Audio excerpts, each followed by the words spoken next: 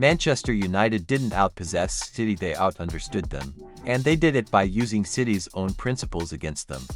City set up in a 4-1-4-1, but as always, that's just the starting point. In possession, they looked to form their familiar 3-5, stretching United's low block and creating central rotations.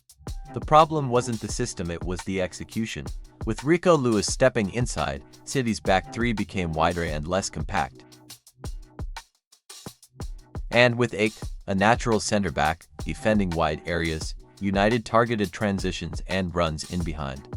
Let's take a moment to understand how United actually won this game. United set up in a 4-3-1 and spent most of the game in a compact low block. The objective was clear: protect central space and force City wide. By doing this, United limited Haaland's access to dangerous zones and controlled the areas City wanted to dominate.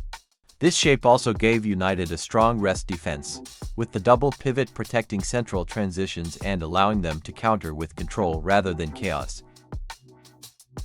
On the left, Dorgu played as a defensive winger, consistently tracking back and forming wide double-ups, which helped shut down City's half-space entries. On the opposite flank, Dalot was given more freedom to push high, creating numerical overloads and offering United an outlet in transition.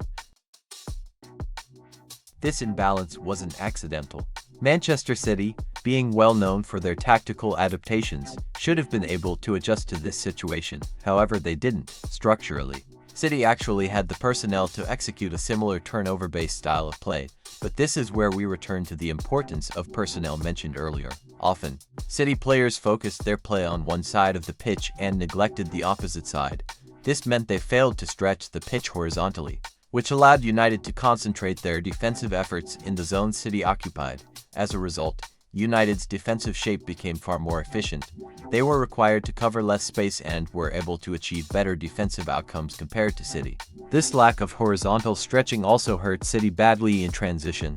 City looked to defend these moments using a zonal marking approach, but with the back three already stretched, this zonal mentality spread through the rest of the team. Because of this, City allowed Bruno Fernandes too much freedom.